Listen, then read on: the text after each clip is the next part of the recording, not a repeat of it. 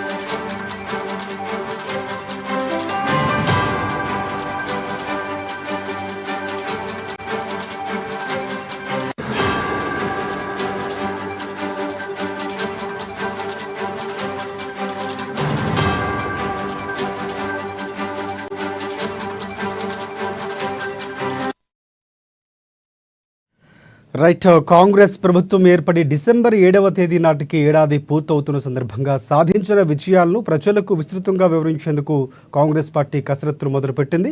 ముఖ్యమంత్రిగా రేవంత్ రెడ్డి, డిప్యూటీ సీఎంగా భట్టి విక్రమార్క సహా మొత్తంగా 12 మందితో ఏర్పడిన మంత్రివర్గం ఏడాది కాలంలో అమలు చేసిన పథకాలు, ప్రజలకు అందించిన లబ్ధి తదితరాలను ప్రోగ్రెస్ రిపోర్టు తరహాలో ప్రజల ముందు ఉంచామన్నారు. ఇక ఈ ప్రోగ్రెస్ రిపోర్ట్లో గత ప్రభుత్వ వైఫల్యాలు సరిదిద్దడం, కొత్తగా బాధ్యతలు తీసుకున్న తర్వాత అమలు చేసిన పథకాలు, వాటి ద్వారా సాధించిన ప్రగతితో పాటు రానున్న కాలంలో చేపట్టే కార్యక్రమాలకు సంబంధించి ఈ రిపోర్ట్లో ప్రధానంగా ప్రస్తావించబోతున్నట్లు తెలుస్తోంది.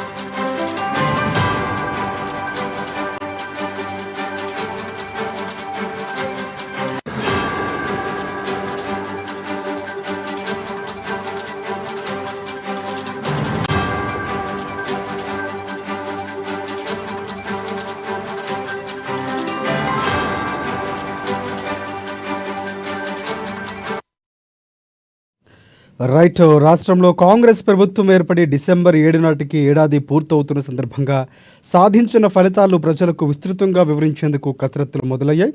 ముఖ్యమంత్రిగా రేవంత్ రెడ్డి, డిప్యూటీ సీఎంగా భట్టి విక్రమార్క సహా మొత్తంగా 12 మందితో ఏర్పడిన మంత్రివర్గం ఏడాది కాలంలో అమలు చేసిన పథకాలు, ప్రజలకు అందించిన లబ్ధి తదితరాలను ప్రోగ్రెస్ రిపోర్టు తరహాలో ప్రజల ముందు ఉంచాలనుకుంటున్నారు. ఆయా శాఖల వారీగా మంత్రులు సాధించిన విజయాలను ముఖ్యమంత్రికి వచ్చే నెల చివరికల్లా అందించాలని భావిస్తున్నట్లు తెలుస్తోంది. ఇక ఈ ప్రోగ్రెస్ రిపోర్టులో గత ప్రభుత్వ వైఫల్యాలు సరిదిద్దడం, కొత్తగా బాధ్యతలు తీసుకున్న తర్వాత అమలు చేసిన పథకాలు, వాటి ద్వారా సాధించిన ప్రగతితో పాటు రానున్న కాలంలో కాంగ్రెస్ పార్టీ చేపట్టబోయే ప్రోగ్రెస్ను కూడా ఈ రిపోర్టులో ప్రస్తావించబోతున్నట్లు కాంగ్రెస్ సీనియర్ల ద్వారా తెలుస్తోంది. ఇక ముఖ్యమంత్రి స్వయంగా పురపాలక, విద్య, హోంశాఖల్లో కూడా నిర్వహిస్తున్నందున వాటికి సంబంధించిన ప్రగతి నివేదికను సైతం రూపొందించబోతున్నట్లు తెలుస్తోంది.